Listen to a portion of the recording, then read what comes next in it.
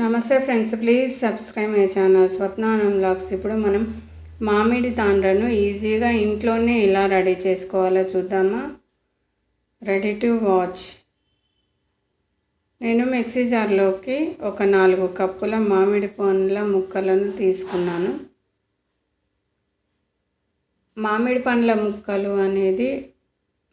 పండ్లు అనేది కొంచెం పండుగా కొంచెం మెత్తగా ఉంటే మంచిది.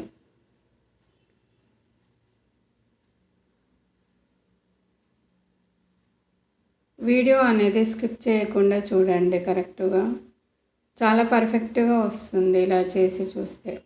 4 కప్పుల మామిడి పండ్ల ముక్కలను వేసి మిక్సీ జార్లో వేసి మెత్తని పేస్ట్ లాగా రెడీ చేసుకోవాలి. ఎందుకంటే దాంట్లో ఏమైనా నారలు అట్లాంటి పొలుసులు అట్లాంటివి ఉంటే మెత్తని పేస్ట్ లాగా తయారవుతాయి అన్నమాట.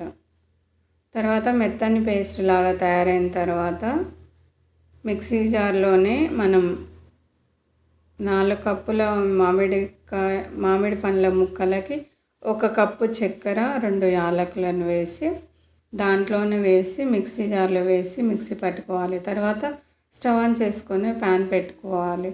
తర్వాత మనం అది వేడెక్కే వరకు ఒక ప్లేట్లోకి నూనె వేసి ఇలా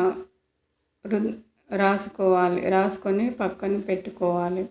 ఎందుకంటే మామిడి పండ్ల తాండ్ర అనేది రెడీ అయినప్పుడు వెంటనే వేయాలి కాబట్టి. తర్వాత స్టవ్ ఆన్ చేసుకున్న ప్యాన్లోకి మనం వేసిన మిక్సీ జార్లో మామిడి పండ్ల గుజ్జును వేసుకోవాలి.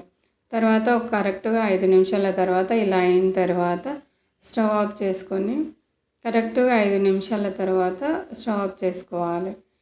అసలు పాకం రావాల్సిన అవసరం లేదు.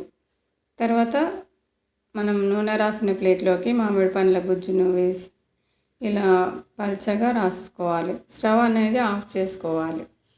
తర్వాత ప్లేట్కి ఇలా రాసుకోవాలి. కరెక్ట్గా 1.5 చెంచా నేను తీసుకున్న దానికి కరెక్ట్గా సరిపోయాయి.